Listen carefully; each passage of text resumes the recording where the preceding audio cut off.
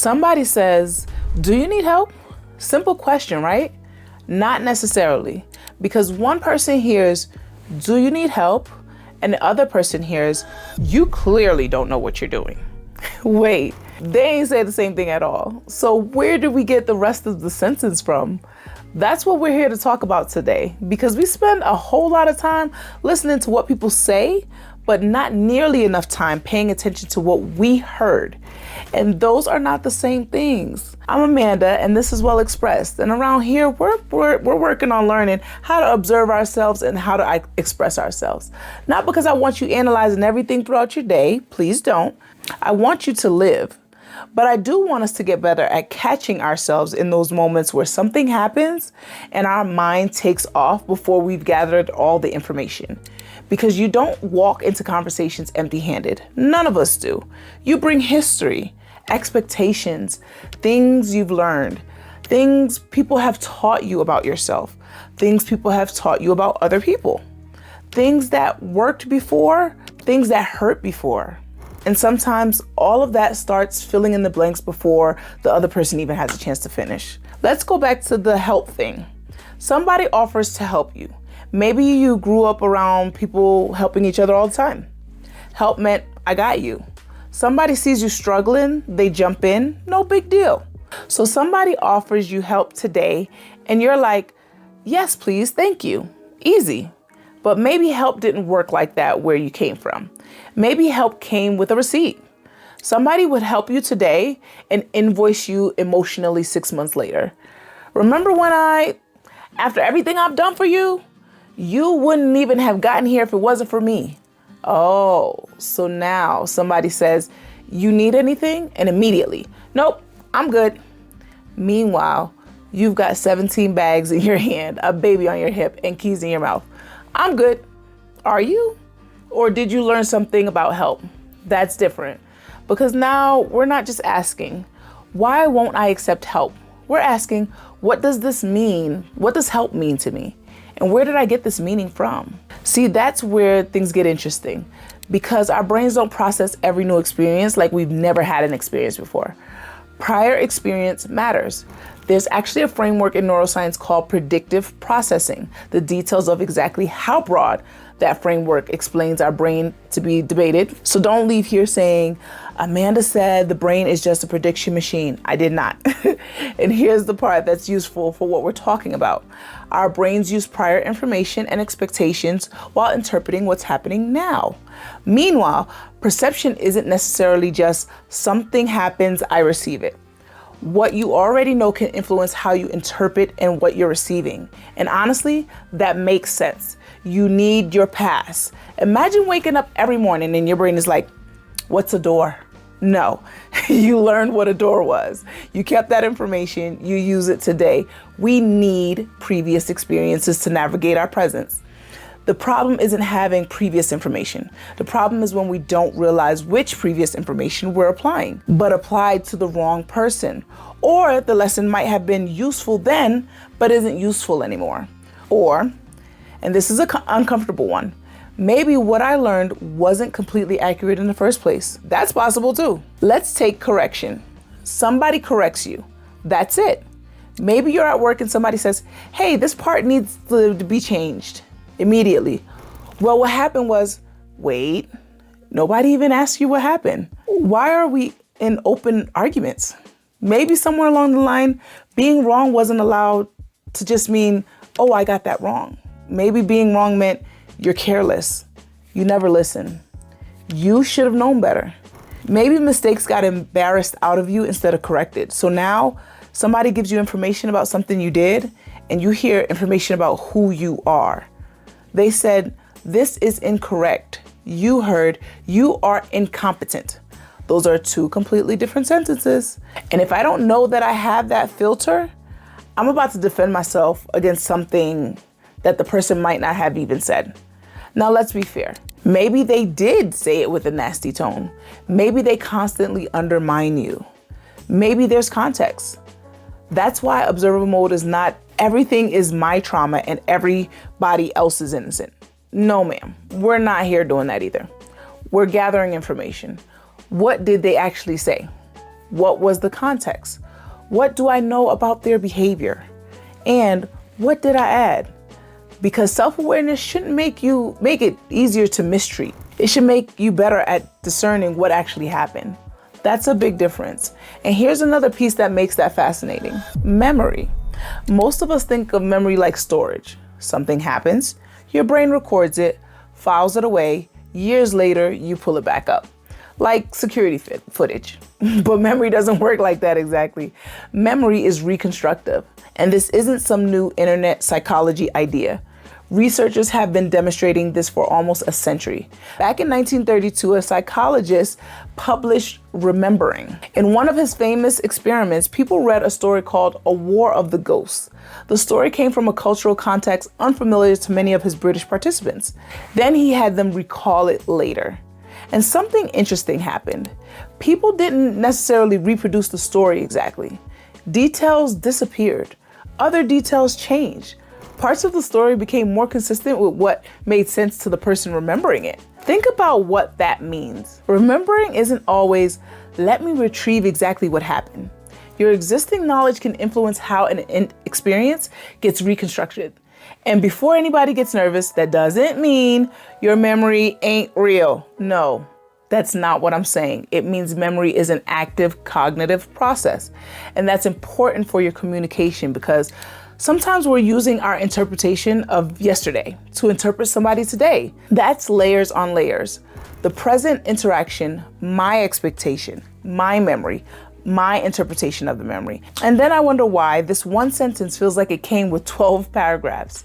Maybe it did, but maybe some of those paragraphs were already here. That's what I'm trying to figure out. And here's another one. Somebody compliments you. You look really good today. Normal compliment. And you go, girl, no, I don't. Look at my hair. Why? Nobody asked you about your hair. Or even better, why she say today? See? Now we're investigating one word. Do I normally look bad? Girl, she said you look good. Take the compliment. But seriously, why might somebody do that? Maybe praise made you uncomfortable.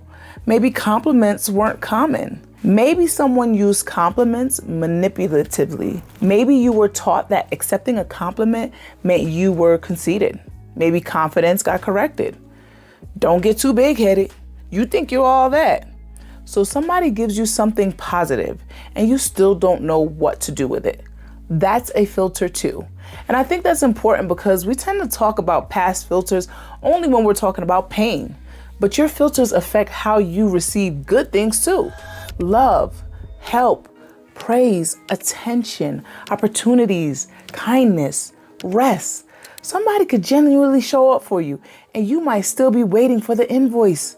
Somebody could genuinely like you and you're looking for the hidden motive. Somebody could tell you you're really good at this and your first response is nah. Why? Who taught you not to trust your own competence? That's information. And here's where psychology gives us another interesting concept. Confirmation bias. Once we believe something, we can become more likely to notice information that supports that belief and gives less weight to information that doesn't. And this one, because imagine I already believe. People don't really show up for me. Now you show up 9 times, but the 10th time you can't. Guess which one my brain might automatically put the spotlight on? See? See what? They came 9 times. But when something fits a story I already believe, it can feel like proof. That's why sometimes we aren't just experiencing patterns. Sometimes we're looking for evidence of that pattern we expect. And I need to be very clear here. That does not mean every pattern you notice is confirmation bias. Sometimes a person has shown you the same behavior 15 times. Believe that data. Observer mode is not about talking yourself out of obvious patterns. It's about being willing to ask, am I recognizing a pattern or am I completing one? Ooh, there's a difference. Did this person actually demonstrate this pattern? Or did they do one thing that reminded me of an old pattern and my mind finished the rest? That's the question. And that's why I don't want us walking around saying, trust your feelings, they're always right. But I also don't trust your feelings, they're irrational. Neither one gives you enough information. The feelings are real. They can tell you something is happening inside of you. But the interpretation attached to the feeling, that's the part that needs the investigation. Maybe I'm uncomfortable because something is wrong. Maybe I'm uncomfortable because something is unfamiliar. Maybe I'm uncomfortable because it reminds me of something. Maybe I'm uncomfortable because I picked up on something. Maybe I'm uncomfortable because I picked up on something I haven't consciously identified yet. I don't know yet. That's why we observe. We're gathering evidence before we announce the verdict. And let's talk about the relationships for a minute. Not just the romantic relationships, friendships, family, work, all of it. Two people can walk away from the same conversation with completely different experiences of what happened. You say, I need some time to think about that. One person hears, okay, she needs time. Another hears, she's shutting me out. One person grew up where people took time to speak and calm down and have full conversations. Another grew up where we'll talk about it later. Man, we ain't ever talking about this again. Same words, different history. Now put those two people in a relationship together.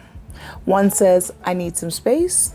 The other one says, why are you abandoning me? First person, I'm not abandoning you. I said I needed 20 minutes.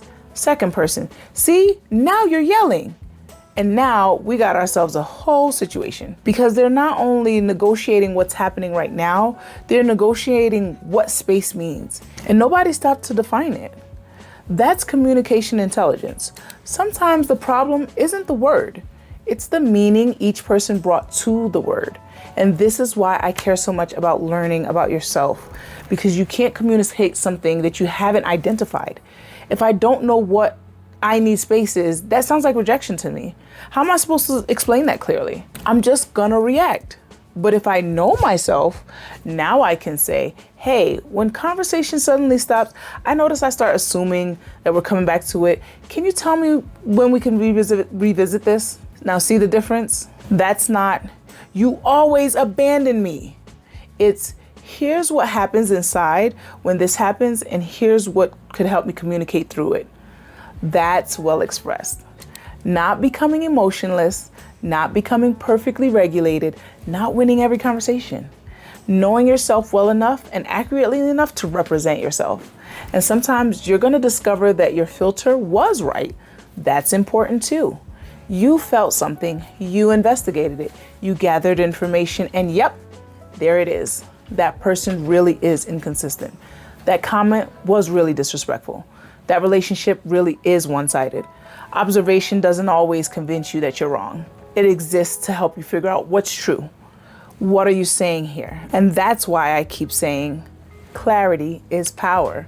Because once I know what belongs to the present, what belongs to my history, and what is actually happening between us, now I can make a difference. Maybe I need to correct my assumption. Maybe we need a conversation.